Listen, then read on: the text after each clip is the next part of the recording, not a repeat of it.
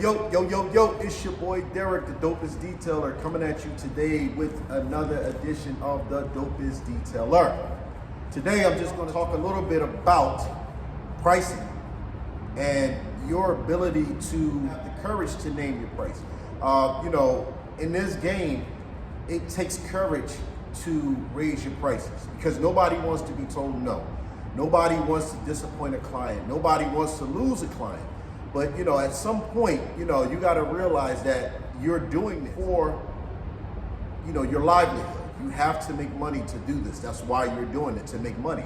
So in order to make money and keep up with inflations and all the things that's going on in the world, you have to, as a detailer, be willing to, accept no from a client, lose a client, or whatever comes with it when it comes to raising your prices. You can't be afraid to raise your price.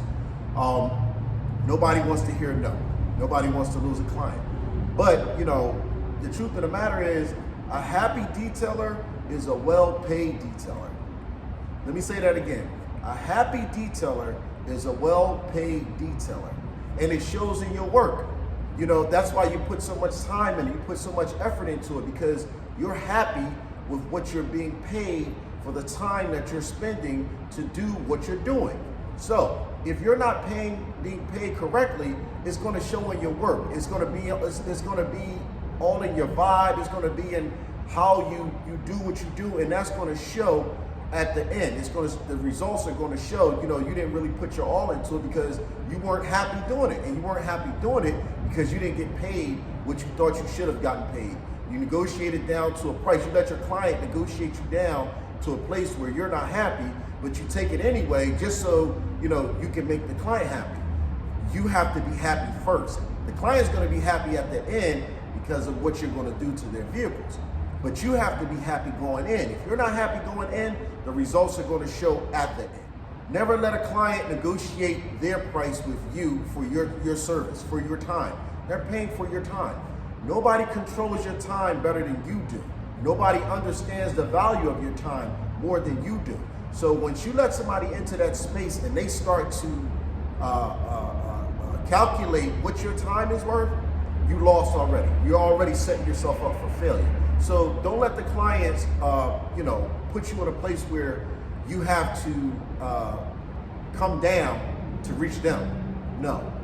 In order for you have to set standards. In this game, you have to set standards.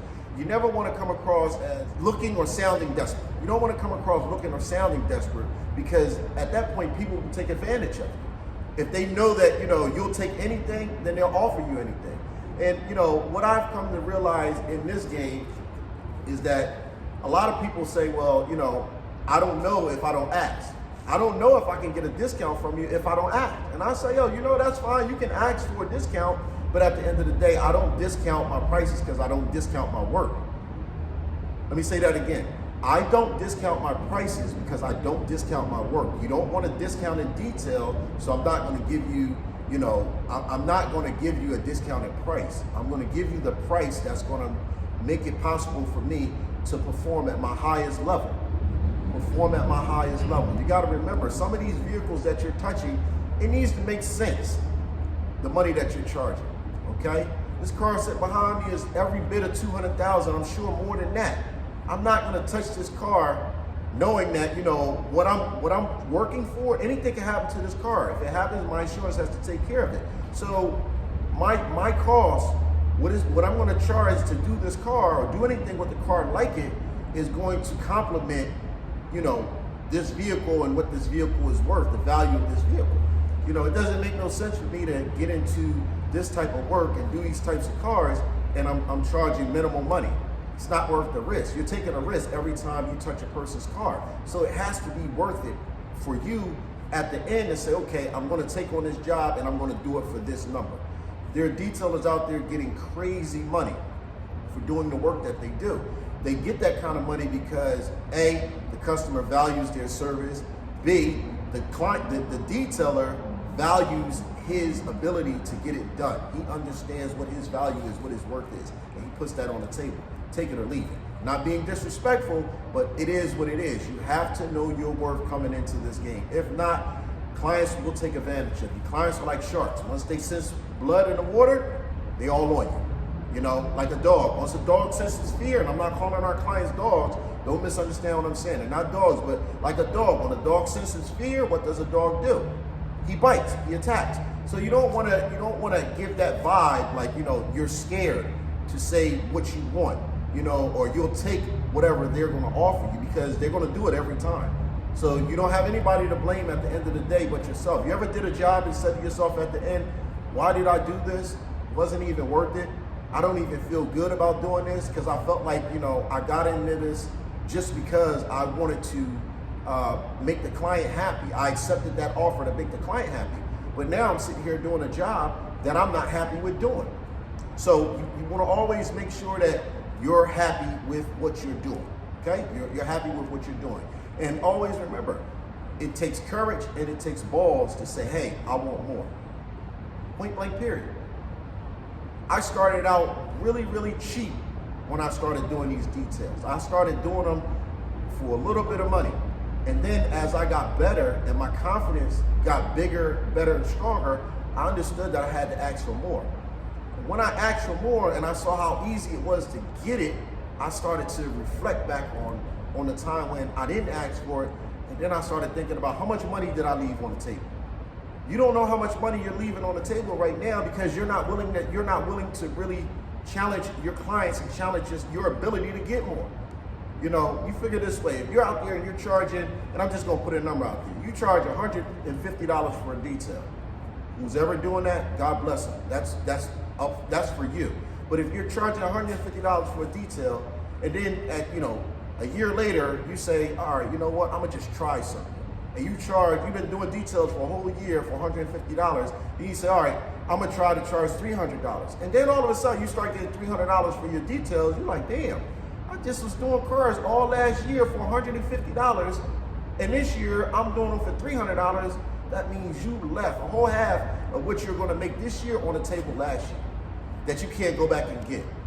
You know, you can't go back and get that. So moving forward, you have to always, keep in mind, what am I leaving on the table?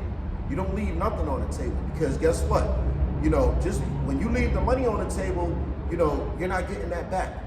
You're putting your all into these cars, so it's only right that you get all out of it. You get it all out of it. It's an experience. It's an experience for your client. It's an experience for you. I don't get overzealous or crazy about wanting to do exotic cars just because they're exotic and I'm just going to charge anything just to get to that car. This is just a car. They're just cars. So I'm not going to low bid myself just to do a car. And again, another thing with sounding desperate. You give low prices and you're always available. Nah. Sometimes you got to not be available. Sometimes you got to show, you just got to show up that way. Because people look at that kind of stuff and say, oh, this guy must be really good at what he do. Because every time I call him, he has to get me on a schedule.